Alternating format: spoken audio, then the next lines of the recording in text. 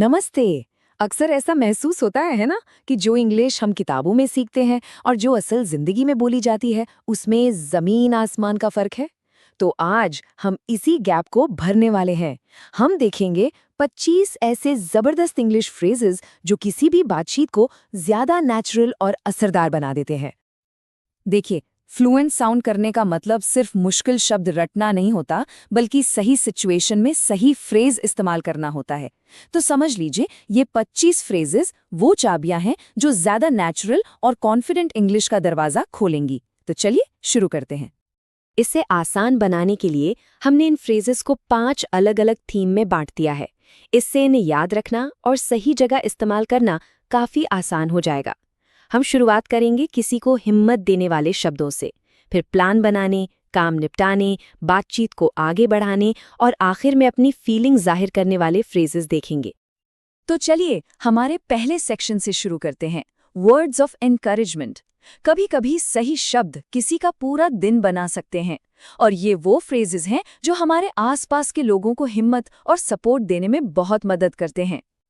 ये तीनों फ्रेजेस बहुत ही पॉजिटिव हैं और इनका इस्तेमाल तब होता है जब कोई पहले से ही कुछ अच्छा कर रहा हो। कीप इट अप मतलब बहुत बढ़िया, लगे रहो। दैट्स द स्पिरिट किसी के अच्छे एटीट्यूड की तारीफ के लिए है, और यू गॉट दिस तो किसी का कॉन्फिडेंस बढ़ाने के लिए परफेक्ट है, खासकर किसी चैलेंज से ठीक पहले। अब दूसरी तरफ ये फ्रेजेस तब काम आते हैं जब कोई मुश्किल में हो। हैंग इन देयर का मतलब है कि यार हिम्मत मत हारो, सब ठीक हो जाएगा। और पुल योर सेल्फ टुगेदर किसी ऐसे इंसान से कहा जाता है जो बहुत परेशान या इमोशनल हो, ताकि वो थोड़ा शांत होकर सिचुएशन को संभाल सके। अब ये वाला तो बड़ा ही मजेदार है। ब्रेक अ लेग का मतलब किसी की टांग तोड़ना बिल्कुल नहीं है, बल्कि ये गुड लक कहने का एक बहुत ही खास तरीका है। ये ज्यादातर एक्टर्स या परफॉर्मर्स के लिए इस्तेमाल होता है। तो अगली बार किसी दोस्त का स्टेज परफॉर्मेंस हो ना, तो गुड लक की जगह ब्रेक अ लेग बोलकर देखिए। चलिए अब आते हैं हमारे सेक्शन 2 पर। इसमें हम सीखेंगे कि सोशल प्लान्स में शामिल होने या न होने के बारे में साफ साफ और कॉन्फिडेंस से कैसे बात करें। ये जोड़ी तो बहुत पावरफुल है। जब दोस्तों का कोई प्लान बनता है तो काउंट मी इन कहने का मतलब है पक्का मैं भी आ रहा हूं, और अगर नहीं आ सकते तो काउंट मी आउट मना करने का एक बहुत ही सीधा और क्लियर तरीका है, कोई कंफ्यूजन ही नहीं। प्लान्स के लिए कुछ और भी कूल फ्रेजेस हैं। आई एम डाउन मतलब हाँ कहने का एक बहुत ही कैजुअल तरीका है, जैसे हाँ मैं तैयार हूं।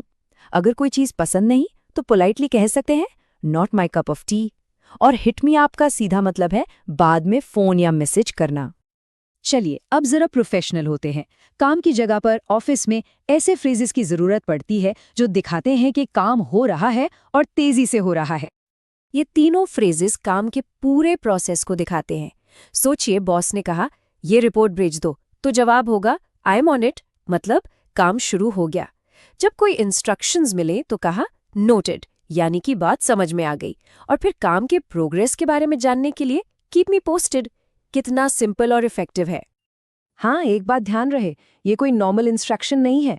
जब कोई कहता है डोंट मेस इट अप, तो इसका मतलब है कि ये काम बहुत बहुत जरूरी है और इसमें जरा सी भी गलती की गुंजाइश नहीं है। ये एक तरह की सीरियस वार्निंग है। और वहीं दूसरी तरफ जब कोई काम बहुत ही ज्यादा आसान हो तो उसके लिए एक बड़ा मजेदार फ्रेज है, it's a piece of cake. इसका मतलब है कि ये तो बच्चों का खेल है, बहुत आसानी से हो जाएगा। अच्छा, अब आते हैं उन फ्रेजेस पर जो रोज की बातचीत को स्मूथ बनाते हैं। ये हमारी कॉन्वर्सेशन को अटकने नहीं देते और उसे इंटरेस्टिंग बनाए रखते हैं। यहाँ भी एक कमाल की जोड़ी है, एकदम एक दूसरे के उलट। जब हम चाहते हैं कि कोई सीधे सीधे मुद्दे की बात करे तो हम कहते हैं स्पिल द बीन्स, यानी अब जल्दी से राज बता दो। और अगर कोई गोल गोल घूमकर बात कर रहा है तो वो बीटिंग अराउंड द बुश कर रहा है। ये छोटे छोटे जवाब तो डेली कॉन्वर्सेशन की जान हैं। कोई छोटी मोटी बात हो तो कह सकते हैं नो बिगी, मतलब अरे कोई बड़ी बात नहीं है। अगर किसी की बात से सहमत है तो बस कह दीजिए सेम हियर। और अगर किसी को राय देनी हो कि किसी चीज पर मेहनत करना बेकार है तो इट्स नॉट वर्थ इट। और अब हम आ गए हैं अपने आखिरी और शायद सबसे जरूरी सेक्शन पर। यहाँ हम वो फ्रेजेस देखेंगे जो हमारी फीलिंग्स को, हमारी भावनाओं को ज्यादा अच्छे और नेचुरल तरीके से बयां करते हैं। जब कोई कुछ ऐसा कर दे जिससे बहुत ज्यादा खुशी हो तो कह सकते हैं यू मेड माई डे, मतलब वाह, तुमने तो मेरा दिन ही बना दिया। और जब कोई बेहद खुश होता है, जैसे 7वें आसमान पर, तो उसके लिए इंग्लिश में कहते हैं on cloud 9। I am starving का मतलब सिर्फ मुझे भूख लगी है नहीं होता। इसका मतलब है कि बहुत जोरों की भूख लगी है, जैसे पेट में चूहे दौड़ रहे हों। और आउट ऑफ द ब्लू उस सरप्राइज वाली फीलिंग को बताता है जब कोई चीज बिल्कुल अचानक से बिना किसी उम्मीद के हो जाती है। तो ये थे वो 25 कमाल के फ्रेजेस जो इंग्लिश बातचीत को एक नए लेवल पर ले जा सकते हैं।